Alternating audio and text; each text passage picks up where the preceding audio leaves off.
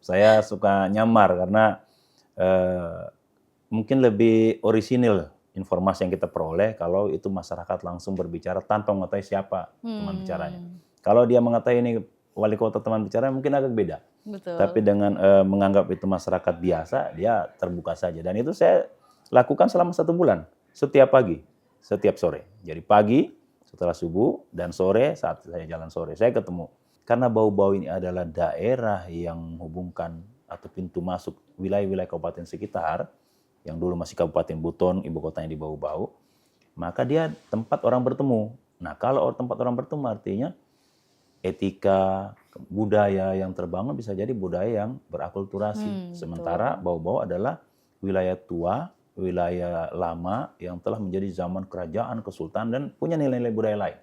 Dan itulah yang menjadi perhatian saya sampai hari ini bahwa ingin mengembalikan nilai-nilai budaya yang sudah diakui, sudah diadopsi, bahkan dipertahankan oleh masyarakat kita dalam mengolah pemerintahan.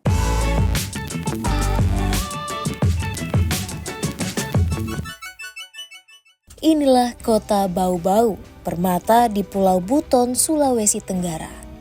Kota ini tak hanya sekedar kota biasa, tapi perpaduan dari keindahan alam, kekayaan budaya, dan jejak sejarah yang menginspirasi. Meski memiliki segudang potensi di dalamnya, kota Bau-Bau masih memiliki sejumlah PR yang harus dikerjakan. Rasman Manafi, PJ Wali Kota Bau-Bau, berperan penting dalam misi meningkatkan kesejahteraan rakyat Bau-Bau. Lantas, bagaimana kota Bau-Bau dapat berkembang di tangan Rasman Manafi? Saksikan Nusaraya episode kali ini. Halo sahabat Kompas.com, jumpa lagi di Nusaraya bersama saya Reri Kumampung. Kali ini saya sudah bersama dengan PJ Wali Kota Bau-Bau, Sulawesi Tenggara, Bapak Muhammad Rasman Manafi. Assalamualaikum Pak, selamat datang di Nusaraya. Sehat Pak? Alhamdulillah. Perjalanannya gimana Pak? Perjalanannya banyak tidurnya di atas pesawat karena nyaman, terus berangkatnya karena dari pagi, jadi nyampenya siang. Oke. Nah sebelum kita tanya-tanya tentang program Bapak nih untuk Kota Bau-Bau, dan aku juga pengen tahu tentang Kota Bau-Bau karena kebetulan belum pernah ke sana. Kalau pulang kampung cuman lewat aja.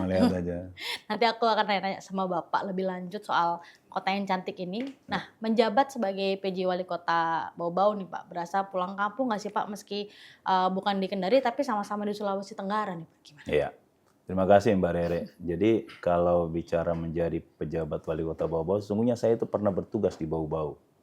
Sebelum 2000, setelah 2000-an itu saya pernah bertugas di sana.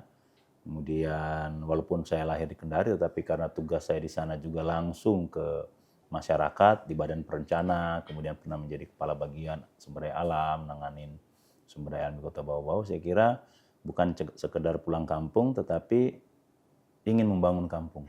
Lebih pada ke arah situ, karena pernah bertugas dan saat ini menentukan kebijakan pembangunan daerah.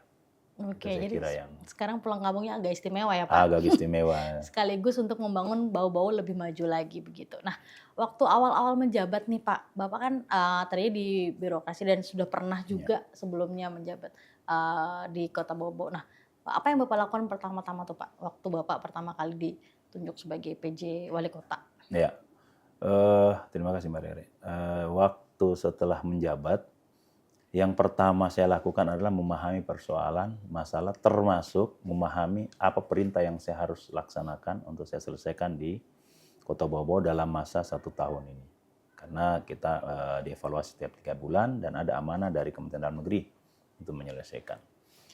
Nah, cara saya untuk memahami itu selain mendengarkan penjelasan dari dinas-dinas teknis, juga saya langsung turun ke lapangan.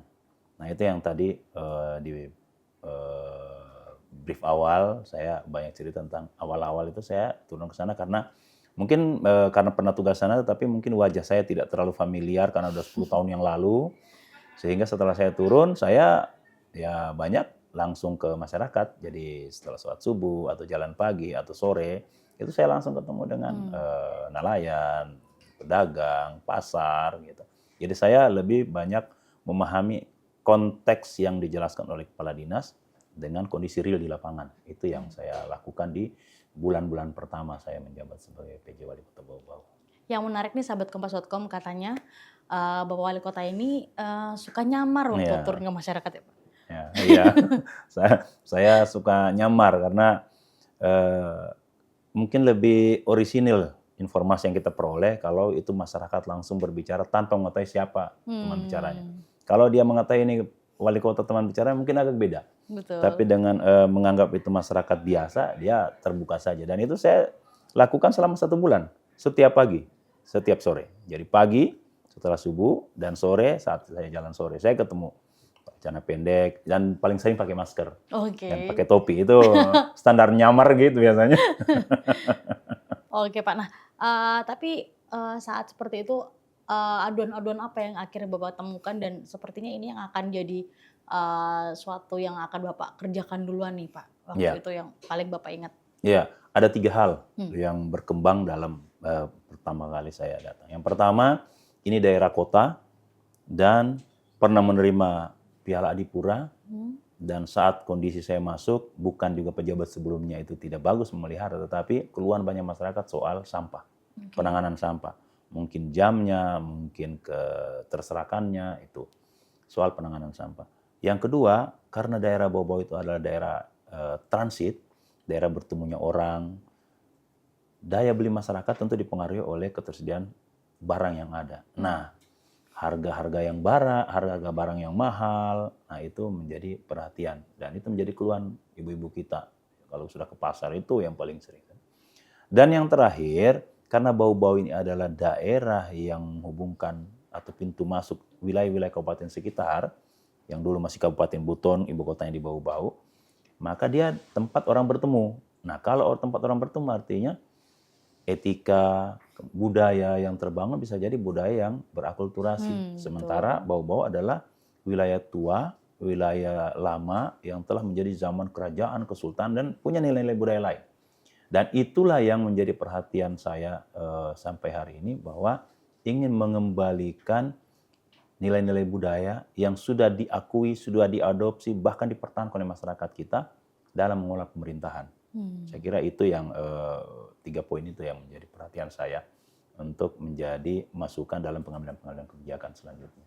Oke, berarti kalau orang ke pasar biasanya beli barang-barang gitu Pak ya. Kalau Bapak ke pasar belanja informasi ya? Belanja informasi bukan nanya harga pisang, Bukan. terus beli pisang enggak, Enggak. nanya harganya aja, oh harganya begini, terus dengar bagaimana masyarakat bilang, oh ini udah mahal nih. Gitu. Apalagi biasanya ibu-ibu ya Pak, aduh mahal, cabai naik. Nah, Gimana itu. saya nyambelnya? Nah, apalagi orang Sulawesi kalau makan pisang kan selalu pakai cabai Iya tuh. betul, sambal ya Pak. Pakai sambal, bukan cuma ikan aja. Bukan. Makan pisang goreng pun pasti pakai sambal. Betul. Sama di Manado juga Pak. Oh iya. Dan berikutnya apa aja upaya nih yang tadi kan Bapak pengen memperkuat lagi tuh kultur dan budaya Bau-Bau yang sebenarnya sudah lama ada dan dipertahankan oleh masyarakat. Apa aja nih yang Bapak lakukan untuk memperkuat hal itu Pak? Adakah event, festival, budaya yang Bapak lakukan? Selain melanjutkan kegiatan-kegiatan sebelumnya oleh pejabat-pejabat sebelumnya yang sudah mendorong adanya festival budaya, kemudian kegiatan-kegiatan kebudayaan yang terus dilestarikan, itu terus saya jaga, bahkan saya tingkatkan. Juga saat ini kami di pemerintah Kota Bau-Bau sedang mendorong penyatuan lembaga-lembaga adat yang sebelumnya itu satu, kemudian dia bermekaran menjadi beberapa, dan saat ini kita mendorong agar supaya dia menjadi satu lembaga adat. Dan ini menjadi kebanggaan kita tersendiri di Buton kalau misalnya lembaga adat ini bisa satu dan dapat didengarkan oleh wilayah-wilayah sekitar. Karena lembaga adat yang ada di Bau-Bau itu adalah lembaga adat kelanjutan dari saat kerajaan dan kesultanan Buton pernah ada. Hanya dia mengurus sekarang soal budaya dan adat. Dan pengurusan mereka itu juga sangat terkait dengan urusan budaya yang ada di Buton Tengah, Buton Selatan, bahkan sampai Wakatobi. Karena dulu wilayah Kesultanan Buton itu sampai ke sana. Sampai sana Pak ya. Nah, kalau misalnya lembaga adat ini terbangun, maka adat budaya yang ada di 6 kabupaten sekitar itu akan bisa terbangkit lagi. Dan ini saya kira sangat menguntungkan oleh wilayah-wilayah sekitar karena pusatnya ada di Kesultanan Buton dan itu ada di Bau-Bau. Itu yang saya sementara dorong, mudah-mudahan dalam waktu dekat ini bisa kita satukan, kemudian tatanan dan nilai-nilainya kita adopsi dalam kebijakan-kebijakan di daerah. Oke, jadi supaya tidak kehilangan ya Pak Ya, itu identitas orang Buton. Kalau bilang orang Buton itu kan pasti ingatnya itu pulau itu. Yang sekarang sudah 6 kabupaten. Wah. Dia sudah bekerja di Buton Tengah, Buton Selatan, Buton sendiri, Bau-Bau, Buton Utara, bahkan Bombana dan Wakatobi. Ada 7 wilayahnya itu. Tapi sebenarnya pegangan budayanya sebenarnya satu. Pusatnya di itu, Itu yang di pengen Bapak Bau-Bau. satukan lagi begitu Ya, Pak? itu yang Oke. saya misi besarnya. Mudah-mudahan ini menjadi kesempatan untuk membangun wilayah ini juga.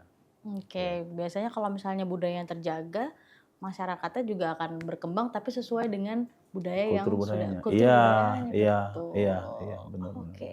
Beralih nih Pak, kita akan beralih ke isu stunting. Isu Stunting, stunting ini oke. kan jadi salah satu dari Iya. poin yang harus Bapak Iya, kerjakan begitu betul, Pak ya. betul, 106 betul. tadi kalau nggak salah Pak ya. Iya, Betul. betul. Per 3 bulan dievaluasi. Iya, Per 3 bulan Bapak rapotan ya Pak. iya. Kalau anak sekolah kan 6 bulan sekali. Iya. Bapak per 3 bulan, Oh, catur bulan ya Pak. catur bulan. Iya, Dulu iya, kan betul, betul. catur bulan. Iya, kan, waktu SD saya masih masih catur dapat bulan ya. tuh, Pak. Catur Betul. bulan. Iya, benar. Nah, oke. Nah, ngomongin stunting nih, Pak.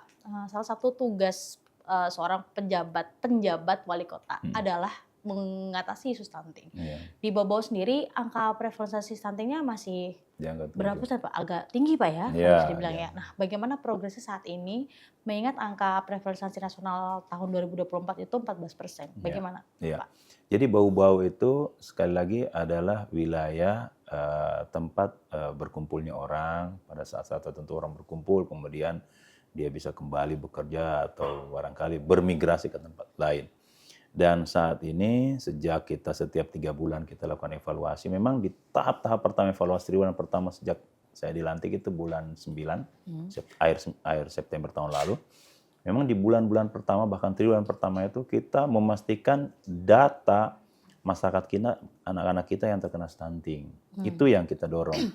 Makanya kalau misalnya sebelumnya datanya misalnya tidak terlalu besar kemudian besar, itu sesungguhnya bukan peningkatan masyarakat yang terkena stunting, tetapi karena sebelumnya data kita masih minim. Oke. Nah, saat ini alhamdulillah Bau-Bau sudah bisa mendata mencapai 95%. Kita mulai akumulasi data yang kita kumpulkan. Dan penanganan stunting di Kota Bau-Bau itu memang basisnya ada di kelurahan. Saya kira sama dengan wilayah sekitar, dan beberapa puskesmas itu berinovasi dalam menangani stunting. Nah, yang menarik di Bau-Bau itu bahwa karena Bau-Bau itu kan banyak ikan ya. Betul. Semua orang wilayah timur itu banyak ikan. Tetapi ternyata konsumsi protein kita masih rendah. Mungkin karena sering makan ikan akhirnya jenuh pengen makan yang lain gitu. Betul. Jadi pengen pilihan lain. Pilihan lain. Nah, itu yang sedang dan kita terus dorong agar supaya konsumsi anak-anak kita itu konsumsi proteinnya bisa tinggi. Selain telur ya, karena kadang-kadang intervensi untuk protein selalu berpikir ada telur, padahal ada ikan yang banyak sekali di kita. Yang kedua, sayur-sayuran. Karena Bau-Bau itu daerah yang cukup banyak juga batunya. Tetapi ada wilayah di Bau-Bau itu, ada 2 kecamatan di Bau-Bau itu, di Bungi dan Surawolio. Itu cukup dingin, sejuk, dan kalau budidaya sayur itu bagus. Bahkan bunganya itu bagus di sana. Nah, ini yang kita dorong untuk supaya sayuran juga bisa dikonsumsi baik oleh masyarakat kita. Nah, kembali ke bicara soal stunting, saat ini memang Bau-Bau relatif tinggi angka stuntingnya, tapi sekali lagi kita terus berupaya dan saat ini sudah masuk bulan ke-9 ini alhamdulillah semua OPD, semua dinas, bahkan instansi vertikal itu punya wilayah binaan penanganan stunting. Kenapa? Karena kita berbagi tugas. Dan alhamdulillah itu didukung kuat oleh teman-teman di instansi vertikal. Karena data kita itu sudah by name, by address, tinggal bagaimana penanganannya. Saya yakin menangani sendiri tidak akan kuat. Makanya saya selalu sampaikan, tagline membangun Kota Bau adalah bekerja bersama. Jadi kita mengambil bagian dalam menangani masa-masa di Kota Bau-Bau, dan tentu pemerintah kota harus fokus menangani masalah ini. Itu yang kami lakukan saat ini. Nah, menurut Bapak pribadi nih Pak, masalah stunting muncul tuh sebenarnya karena apa sih Pak? Pola hidup atau dari orang tuanya atau seperti apa sih Pak? Iya, ada 2 hal yang menurut pengamatan saya masalah stunting ini terjadi di masyarakat kita. Yang pertama memang wawasan orang tuanya. Karena masih banyak kita berpikir apalagi orang-orang yang anak-anak yang kawin muda ya, Hmm, masih berpikir makan itu sekedar kenyang. betul. Nah, Kalau nggak itu. nasi, Nah, makannya misalnya mie, pakai nasi, pakai singkong gitu kan, pakai sambal. Nah, padahal karbo semua. karbo semua. Gitu. Jadi masih berpikir hanya sekedar kenyang. Hmm, Sementara gizi belum diperhatikan. Nah itu yang masalahnya itu ada di orang tua, hmm, ada di masyarakat, itu yang kita tempuh. Yang kedua memang daya beli. Daya beli masyarakat kita karena relatif rendah, sehingga kalau dia ingin membeli yang lain untuk memenuhi kebutuhan yang bergizi itu, dia tidak mampu. hmm, Nah, sehingga kita di pemerintah Kota Bau-Bau itu selain mendorong pemahaman kepada orang tua dan masyarakat melalui kelurahan dan RT RW, juga kita mendorong adanya kegiatan-kegiatan yang bisa memenuhi kebutuhan rumah tangga sendiri. Misalnya, dia menanam sendiri, kita suplai bibit, ikan maupun sayur-sayuran. Kemudian kita bikin kegiatan yang sama juga yang lain lakukan di daerah lain dengan pasar murah, yang telurnya itu harganya tidak melangit seperti di pasar-pasar. Jadi kita kendalikan itu. Makanya penanganan inflasi itu sangat terkait juga dengan bagaimana menyelesaikan stunting. betul. Pada saat harga telur naik, harga ikan naik, pasti masyarakat kita sedikit untuk bisa membeli itu. Nah, kita kendalikan itu. Kita turunkan, kita intervensi, bahkan kita keluarkan dana BTT untuk supaya bisa memenuhi kebutuhan masyarakat kita, supaya masyarakat kita bisa beli. Nah, itu yang menurut saya dua hal itu. Jadi di wawasan dengan memang kemampuan daya beli masyarakat yang harus kita tangani dalam menangani masalah ini. Berarti masalah ekonomi juga jadi salah Iya, satu penyebab sangat ya, Pak, terkait ya? dengan itu. Betul. Nah, kalau kita ngomongin masalah ekonomi tadi Bapak sudah mention sedikit. Iya. Bagaimana masalah kesejahteraan sosial di Bau-Bau saat ini, Pak? Apa upaya Pemkot untuk menekan angka kemiskinan di Bau-Bau? Tadi kan Bapak sudah bilang ada beberapa program tuh Iya, kan. iya. Ada lagi yang bisa Iya, dielaborasi mungkin? jadi kita ada beberapa kegiatan yang untuk meningkatkan daya beli masyarakat, ya. Karena kemiskinan itu selalu ujungnya itu kemampuan masyarakat untuk memenuhi kebutuhan hidupnya. Nah, Bau-Bau itu punya beberapa program. Misalnya seperti kita membuka lapak-lapak untuk di level kelurahan untuk memenuhi kebutuhan masyarakat, untuk masyarakat membeli lebih murah lagi. Misalnya beras, kita kerjasama dengan Bulog. Kemudian ikan, kita kerjasama dengan distributor ikan, bahkan cold storage wilayah terdekat. Kemudian pemenuhan hortikultura lain seperti sayur, bawang, kemudian cabai. Nah, itu kita lakukan lewat lapak-lapak yang kita sebut sebagai LAIDA. LAIDA itu Apa itu, Pak? lapak inflasi daerah, lapak penanganan inflasi daerah sesungguhnya. Oke. Nah, LAIDA itu bahasa Wolionya itu LAIDA itu saudara. Lebih LAIDA. Jadi ya, kayak hai ini saudara yang gitu jual, kita lebih kan. murah Ya, gitu, Pak, ya. gitu. Harga saudara ya. Harga saudara, dan itu kita intervensi dengan APBD. Oke. Nah, selain itu kita dorong juga PKK kita. PKK kita ini kan masuk ke sampai level dasawisma kelurahan, RT RW. Nah, kita dorong PKK ikut terlibat dalam menangani kemiskinan ini. Dengan cara apa? Dengan memberikan pemahaman kepada keluarga di level ibu-ibu untuk jangan memenuhi kebutuhannya dengan belanja, bisa juga menanam. Nah, mereka nanam sayur, areal-areal pekarangan, areal rumah yang bisa ditanam sayur bersama, tanam cabai bersama, mereka tanam bersama. Dan itu ibu-ibu rumah tangga yang mungkin aktivitas kegiatannya dia tidak bekerja dan cukup waktu, mereka seperti itu. Nah, Pemda membantu bibitnya, kemudian pupuknya, memberikan penyuluhan singkat, dan itu terus. Bahkan sekarang PKK kita itu sudah masuk untuk mulai melakukan pemberdayaan di level masyarakat dalam penanganan sampah. Jadi memilah sampah di tingkat keluarga. Supaya sampahnya jangan numpuk semua baru kita bawa ke TPA. Kalau bisa kita pilah dulu, setelah selesai itu nanti yang tidak bisa ditangani kita bawa ke TPA. Jadi tidak membebani TPA kita.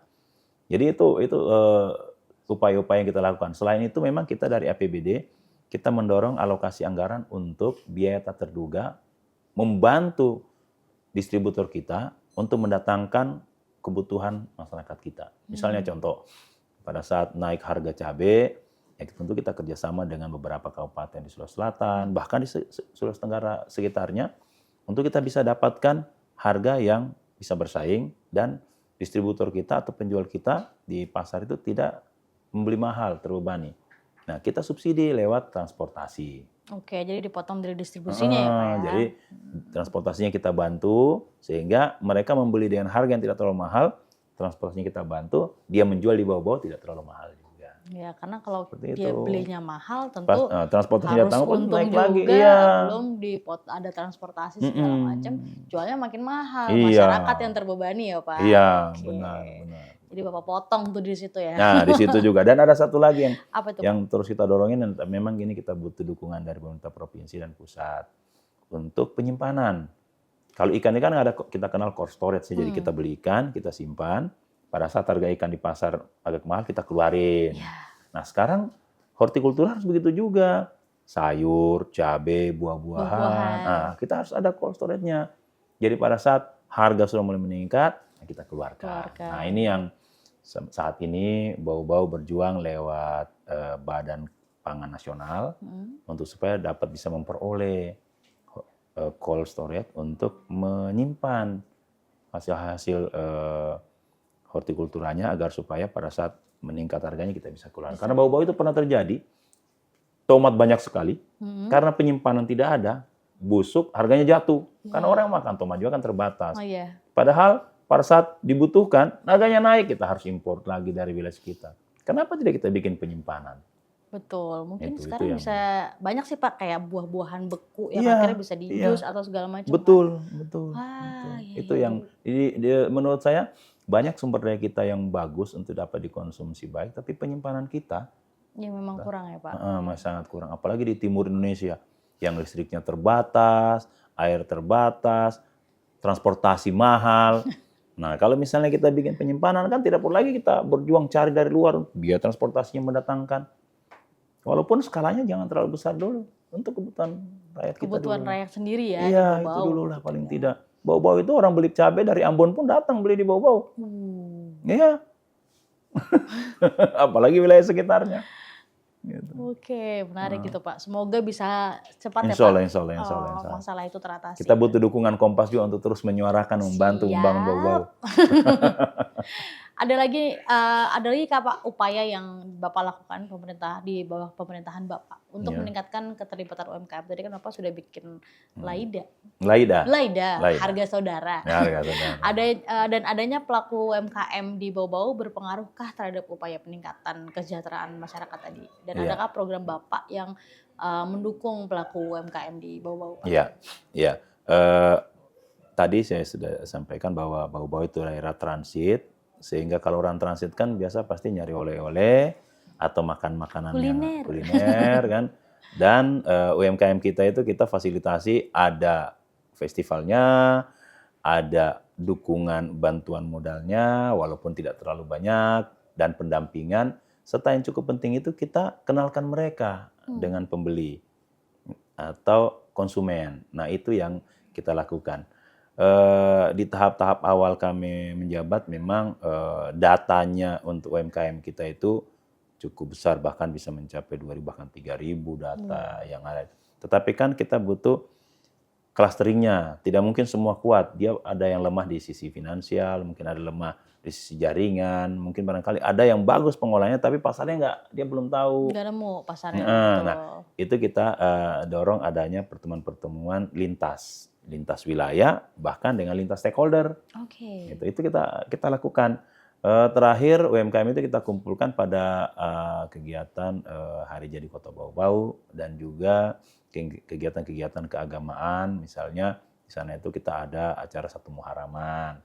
Nah, kemudian UMKM itu kita sediakan tempat orang-orang yang ingin dapat menikmati Bau-Bau di pinggir pantai, ada di situ UMKM kita bantu gerobaknya, kemudian kita dampingin bagaimana dia memasak. Bahkan sekarang dengan tenaga kerja, baru minggu lalu saya menutup acara pelatihan untuk UMKM kita, mulai untuk yang kuliner, untuk yang perbengkelan, menjahit, bahkan beberapa peserta yang dilatih itu kita peruntukkan untuk difabel, kaum difabel di Kota Bau-Bau. Berarti menjangkaunya sampai semua masyarakat ya di Iya. UMKM itu ya, sampai teman-teman kita yang berkekurangan gitu Pak. Iya, Wah, keren sih. Kadang-kadang kan mereka punya keterampilan bagus kan. Betul. Dan diberdayakan di Iya, situ jadi lebih. iya. Kita beri bantuan mereka, kita latih mereka. Bahkan saya menyampaikan kepada Kadis Naker, selanjutnya kita harus berpikir bagaimana memberikan sertifikat keahlian atau keterampilan buat mereka sehingga mereka punya kualifikasi, bukan sekedar kita latih. Jadi ada pegangan ya Pak ya? Iya. Keren Iya, sih. iya. Pikirannya sampai sana. Oke, nah Pak tadi Bapak ngomongin kuliner dan juga Iya. oleh-oleh nih tadi di UMKM di Bau-Bau. Sebenarnya kalau ke Bau-Bau nih, kalau mau makan kulineran, apa yang harus saya coba pertama Oh kalau ya, saya ke sana nih? Mbak Rere, Bau-Bau itu wilayah pantai, ikannya pasti enak. Waduh. Kalau di Jakarta kita makan ikan, ikannya sudah matinya Mati 10 10 kali kali. gitu, ganti es. Kalau di sana kadang-kadang belum mati, sudah naik di panggangan, masih Manis menggelepar-gelepar banget, tuh. Pak ya. Jadi bumbunya paling cuma garam aja udah enak. Nah di sana itu ada namanya parende. Apa itu Pak? Parende itu ikan kuah. Oke. Kita kenalnya kalau di Jakarta ini ikan kuah kuning. Jadi kuah dikasih dikit-dikit kunyit, kemudian cabai. Nah di sana itu ada masakan dari sana. Itu parende. Wah itu semua tamu kita kalau datang itu pasti nyari itu. kasih itu. Karena seger. Oke. Nah itu ikan kuah. Ada juga ikan bakar itu banyak di mana-mana. Nah di Bau-Bau itu ada makanan-makanan khas kita yang dari jagung, bahkan dari sagu ada.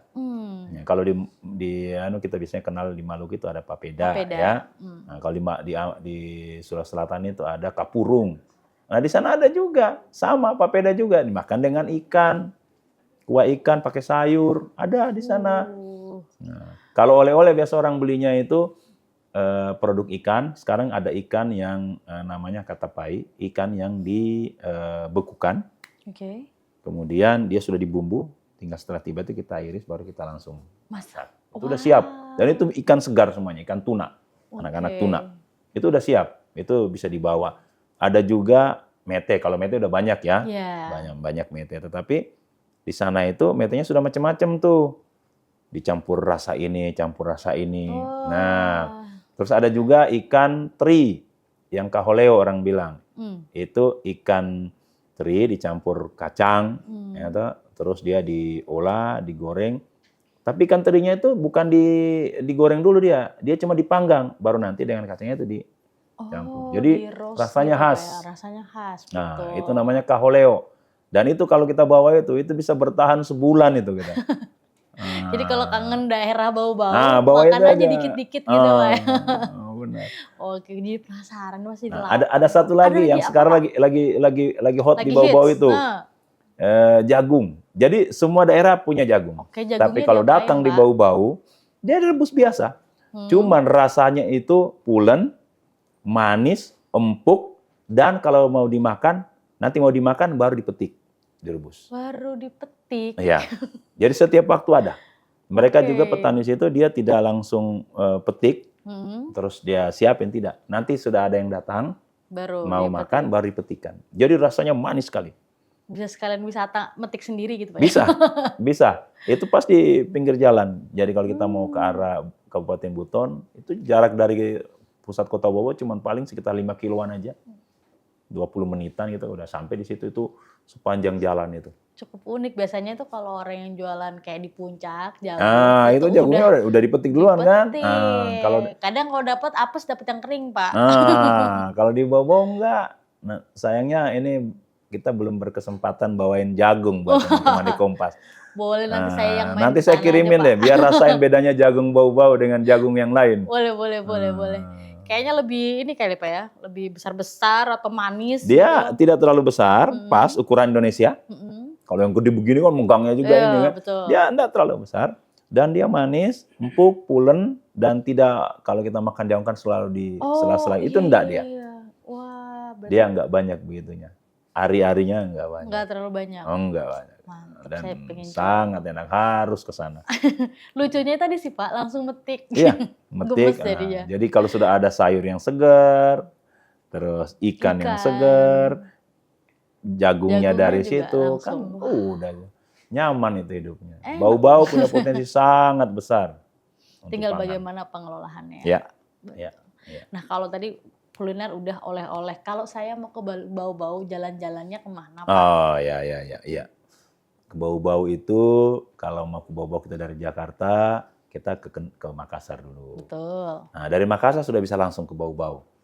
Bandara Bau-Bau itu di tengah kota.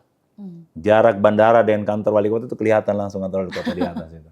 Paling cuma 15 menit. Oke. Kalau masuk ke dalam kota itu cuma 15 menit dari bandara, karena bandara kita pas di pinggir laut gitu, kayak di Bali. Nah, hanya 30 sampai 45 menit itu tiba di Bau-Bau kalau kita naik dari Makassar, dan saat ini kita mendorong untuk pengembangan bandara supaya bisa didarati oleh jet. Jadi Boeing atau Airbus bisa masuk. Saat ini masih ATR seperti daerah-daerah pulau lain. Nah, mudah-mudahan tahun ini bisa kita kembangkan bandara kita. Itu kalau lewat udara. Kalau lewat laut kita dari Makassar naik kapal Pelni kan. Betul. Itu semalam nyampe di Bau-Bau. Nah, kapal Pelni sekarang kita kan udah bagus. Sudah rapi, nyaman gitu, kayak pesiar kita. Nah, di Bau-Bau itu banyak titik-titik. Titik utama yang paling besar kalau orang datang di Bau-Bau wajib ke Keraton Buton. Jadi di benteng Keraton Buton itu panjangnya sekitar 3 km. Wah. Jadi kalau kita keliling benteng itu 3 km. Itu satu kelurahan sendiri di dalam. Ada masjid tua di situ, ada tiang bendera yang sudah cukup tua, umurnya ratusan tahun, ada benteng-benteng, ada meriam-meriam, dan itu di atas bukit. Jadi tempatnya dingin ya, Pak? Sejuk ya? Kalau sekarang sudah panas karena banyak penduduk kan. Kalau dulu dingin banget kan, dia di puncak kan. Nah, sekarang dia sudah jadi satu kelurahan sendiri. Nah, dan itu adalah pusat kebudayaan Buton sejak Buton masih menjadi kerajaan. Bau-Bau itu pernah sebelum dia menjadi kota Bau-Bau, dia itu ibu kota provinsi Sulawesi Tenggara. Sorry, ibu kota Kabupaten Sulawesi Tenggara, bukan provinsi. Jadi saat provinsi Sulawesi Tenggara dibentuk, baru beribu kota di Kendari. Tapi waktu Sulawesi Tenggara masih jadi kabupaten, ibu kotanya Bau-Bau. Dia masih gabungan Sulawesi Selatan. Betul. Nah, apalagi zaman kerajaan, kesultanan di Bau-Bau itu. Jadi ada benteng di situ. Itu di situ kegiatan kebudayaan banyak sekali. Nah, kemudian seperti halnya di Indonesia Timur lain, pantainya banyak yang bagus. Di Bau-Bau juga itu ada Gua Lakasa. Itu kalau kita masuk ke gua, telusur gua itu bisa sampai tembus ke laut. Ada gua di atas bukit, nggak terlalu jauh dari kantor wali kota Bau-Bau, kantor kami. Itu ada Gua Lakasa. Itu pernah pengangkatan beberapa barang-barang harta karun lah ya, barang-barang dulu itu guci-guci, cangkir-cangkir dari zaman dinasti di Cina dulu, dinasti Ming mungkin atau barangkali yang lain. Itu. Jadi ada itu juga. Terus selain pantai seperti Indonesia Timur yang lain, ada gua juga di Bau-Bau, ada tebing, ada air terjun. Karena itu daerah pulau yang bukit. Bahkan ada yang menarik. Di Bau-Bau itu ada satu kelurahan kami namanya di Gonda Baru. Itu kalau ke situ serasa datang di wilayah yang ada aktivitas orang Korea di situ. Kenapa? Karena bahasa mereka itu, bahasa daerah itu namanya bahasa Cia-Cia. Itu tidak bisa dituliskan dengan huruf-huruf kita sekarang. Pakai Hangul ya? Nah, dia pakai Hangul. Jadi jalan-jalan di sana itu ada tulisan Indonesianya, ada tulisan Hangulnya. Nah, mereka belajar untuk melestarikan budaya, dia menggunakan penulisan Hangul itu, huruf Hangul itu. Jadi sana banyak yang tahu berbahasa Korea. Bahasa Korea, annyeonghaseyo gitu. Nanti ke sana itu guru-guru kita, petani kita, mereka bisa. Kayaknya kalau nonton drakor nggak pakai subtitle. Nah, iya langsung dia baca itu.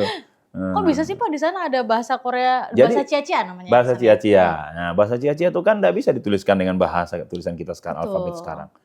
Nah, bisa dituliskan dengan Hangul. Akhirnya mereka belajarlah. Jadi di sana ada yayasan Korea yang mendampingi mereka untuk melestarikan budaya Cia-Cia, untuk menuliskan budayanya mereka, adat budaya mereka. Nah, ada satu lagi kelurahan di sana itu, kalau kita ke sana itu serasa datang di Bali, karena satu kelurahan sendiri, namanya Karing-Karing. Semua itu orang Bali. Orang Bali. Jadi kalau kita masuk itu langsung suasana Bali kita dapat.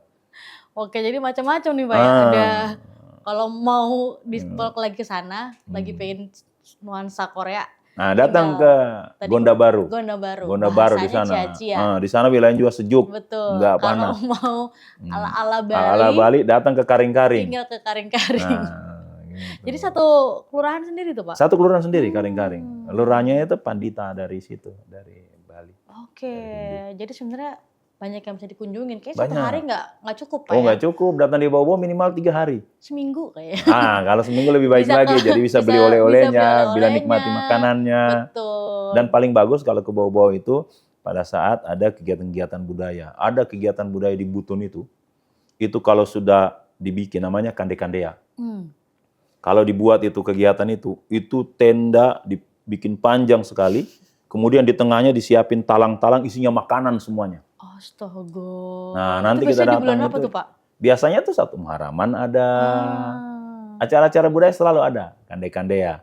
Syukuran ada dibikin, dan yang suguhkan makanan itu gadis-gadis yang SMP, SMA di wilayah situ. Jadi mereka menyuguhkan syukuran mereka, panen raya. Panen Mereka raya, bikin Pak, begitu ya? juga. Betul. Itu acara kande-kande itu kalau dibikin itu banyak sekali orang yang datang dari wilayah sekitar itu.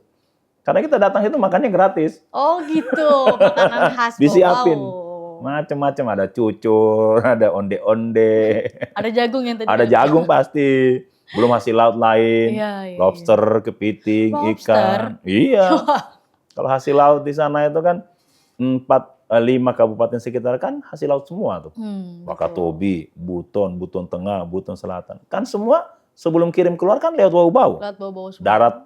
Darat, udara, termasuk laut. Jadi kayaknya ikan tuna yang mau ke Jepang lewat Bau-Bau dulu. Iya, ke situ dulu. Bahkan rumput laut itu ke situ dulu, baru ke Makassar atau ke Surabaya atau ke Bitung. Betul. Nah, baru keluar tuh. Nah, jadi Oke. banyak Jadi sekali yang sebenarnya banyak bisa melimpah nikmatin ya, Pak, ya. bau-bau. Mau nyobain apa aja, Ya, you name it bisa. saya lah ngajak di sana. Kompas untuk supaya ayo datang ke bau-bau, eksplor bau-bau. Dan bau-bau itu hanya sebagai daerah otonom, tetapi sesungguhnya dia tempat berkumpulnya berbagai ragam orang. Karena dia menjadi pusat kebudayaan Buton, pusat Kesultanan Buton, dan Buton itu bukan hanya suku, tapi dia sebagai bangsa. Betul. Puluhan bahasa di Kesultanan Buton yang berbeda-beda bahasanya. Bahkan dia punya dulu waktu jadi kerajaan kesultanan, dia punya mata uang sendiri. Dia punya undang-undang sendiri. Dia punya sultan yang dipilih, bukan Sultan keturunan. Dipilih, bukan. Oke. Dipilih. Jadi sudah demokrasi dari Wah, dulu ya, udah Pak. sejak dulu. Jadi banyak yang bisa dieksplor di Bau-Bau dan Buton sekitarnya. Saya kira datang di Bau-Bau itu bisa sampai ke Wakatobi, bisa ke tambang aspal, bisa lihat lobster di Buton Tengah. Sekalian nyicipin Nah, lobsternya. sekalian nyicipin lobsternya. Betul. Bahkan ada mutiara juga di Bau-Bau, budaya mutiara laut. Bisa oleh-oleh mutiara juga ya, Oh, Pak? pasti. Waduh, Pasti. cewek-cewek dari ibu-ibu tuh Pak seneng banget. Seneng banget itu. Nah, Pak, terakhir kita mau ngomongin Ya. soal pilkada serentak nih. Ya. Sebentar lagi kan pilkada akan dilaksanakan Ya. serentak di seluruh Indonesia. Bagaimana kesiapan Bau-Bau nih Pak menghadapi pilkada ini? Ya, alhamdulillah beberapa minggu yang lalu kita sudah menyelesaikan semua yang namanya dana hibah buat penyelenggara pilkada, termasuk pengamanan. Jadi kalau KPU, Bawaslu, TNI, Polri itu kita sudah selesaikan semua. Kita support habis dari APBD Kota Bau-Bau untuk memastikan ini dapat terselenggara dengan baik. Dan alhamdulillah pengalaman pileg yang lalu, tingkat partisipasi pemilih kita meningkat sangat signifikan sampai menembus angka 80%. Artinya orang berpartisipasi dalam pemilihan itu. Dan gugatan yang ada itu sampai di nasional itu kita tidak ada. Walaupun ada beberapa yang ke PSU, tapi PSU kita itu juga tidak terlalu signifikan. Kadang-kadang hanya hal-hal yang bisa ditangani langsung. Dan alhamdulillah tidak ada pergesekan, tidak ada yang daerah yang sangat diversitas tinggi itu kan. Nah, kesiapan sampai hari ini kami dengan Forkopimda itu bergandeng tangan dengan penyelenggara pemilu, dan kami di pemerintah kota itu membuat satu tim sendiri sebagai forum stakeholder yang kita sebut sebagai Des Pemilu.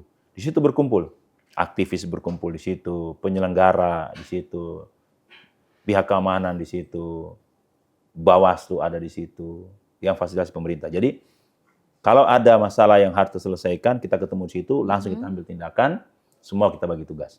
Dan itu yang menjadi saya kira contoh yang baik kemarin waktu pileg, Des Pemilu itu sangat efektif. untuk menyelesaikan masalah-masalah di tingkat tapak. Jadi sebelum naik ke permukaan bahkan ke media, kita sudah langsung bahas di situ. Oke. Jadi- Jadi Bapak lagi-lagi potong di situ dulu. Ya, di situ harus seperti itu, harus langsung masuk. Akar. Harus masuk. Oke. Itu strategi itu yang mungkin sangat tepat untuk wilayah-wilayah otonom lain yang bisa ditiru. Betul. Gitu. Jadi sebelum naik ini kan sosial media kan cepat sekali nih. Sekali ada begini, wow viral Langsung, seakan-akan. wah, Nah, viral. itu kita langsung gitu. Jadi pada saat muncul ada yang ingin mengupload di media, kita sudah ada. Ini solusinya dan ini sudah kita selesaikan. Itu yang kita. Supaya nggak jadi bola salju semakin Iya, besar, dan itu semakin kan kalau besar. terjadi kan masyarakat kita tidak nyaman kan. Ada ini, ada itu. Belum lagi Simpang siur ya, dihoaxkan Pak. kan. Betul. Tapi kalau kita lakukan itu kan alhamdulillah ya bisa tertangani cepat. Masyarakat kita juga tenang. Kan pesta demokrasi, masa pesta sih setelah pesta kita putus silaturahim bahkan berantem-berantem. Nah, Kalau pesta itu kan harusnya senang-senang persilakan ya, Pak. orang makan Betul, bebas, makan tidak boleh makan bareng. nasi saja, makannya makan bareng. Setelah pesta itu joget-joget, nyanyi-nyanyi, pulang senang, Happy. nyaman. Itu harus kita buat. Jadi benar-benar Gitu. pesta yang sesungguhnya nanti. Iya, pesta di demokrasi. pilkada nanti ya. Oke, semoga aman-aman saja. Terima kasih. Pilkadanya Amin. sukses. Pemerintahan Bapak juga sukses Amin. sampai selesainya nanti. Amin. Nah, terakhir nih Pak, harapan untuk dari Bapak nih untuk Kota Bau-Bau. Ya, Bau-Bau itu adalah wilayah tempat interaksi orang-orang sejak zaman kerajaan dulu. Dan Bau-Bau itu yang dulu kita kenal sebagai Buton sudah melakukan perdagangan sejak belum kita Indonesia berdiri. Dia sudah bekerja sama dan bahkan dengan VOC pernah kerjasama dagang. Sehingga Bau-Bau itu adalah hub. Dia menghubungkan yang wilayah-wilayah sekitar bahkan ke Indonesia Timur. Harapan saya ke depan, dan ini sudah dituangkan dalam dokumen perencanaan Bau-Bau 20 tahun ke depan dan 5 tahun ke depan akan kita jabarkan. Bau-Bau itu kita berharap menjadi hub maritim di Sulawesi bahkan di timur Indonesia. Dia menjadi penghubung wilayah-wilayah sekitarnya, baik barang konsumsi maupun barang-barang yang produksi. Barang produksi dari timur kita bawa ke yang pengolahan, barang-barang konsumsi lewat Bau-Bau kita distribusikan ke wilayah-wilayah sekitar. Jadi hub maritim Bau-Bau itu harus terwujud. Dan harapan saya pejabat definitif ke depan, bahkan gubernur Sulawesi Tenggara ke depan, saya sangat berharap jadikan Bau-Bau sebagai hub maritim di Sulawesi, bahkan di timur Indonesia. Insya Allah peran konektivitas itu akan terbangun dan biaya logistik yang tadinya mahal itu bisa kita tekan kalau ada hub yang kita bangun di kaki Pulau Sulawesi. Oke, wah harapannya sangat baik ya untuk masyarakat Amin. Bau-Bau ya Pak. Oke, terima kasih Pak Rasman Manafi untuk Baik, terima waktunya. kasih. Sudah datang jauh-jauh. Salam untuk masyarakat Bau-Bau. Baik, Semoga ada terima kasih, kesempatannya Mbak main-main Nene. ke sana. Saya kulineran. mengundang kuliner di Bau-Bau, Oke, jalan-jalan di Bau-Bau. Siap Pak. Terima kasih banyak untuk waktunya Baik. Pak Rasman. Terima kasih. Ya, sahabat Kompas.com, demikianlah tadi ngobrol-ngobrol seru saya bareng dengan Pak Rasman Manafi. Kalian pengen tahu bagaimana Bau-Bau? Main ke sana, makan, minum, beli oleh-oleh, jalan-jalan, pulang dengan happy. Amin. Oke, kalau gitu saya dari Kemampung pamit. Salam Nusa Raya, semangat Bhinneka Indonesia Raya. Bye-bye.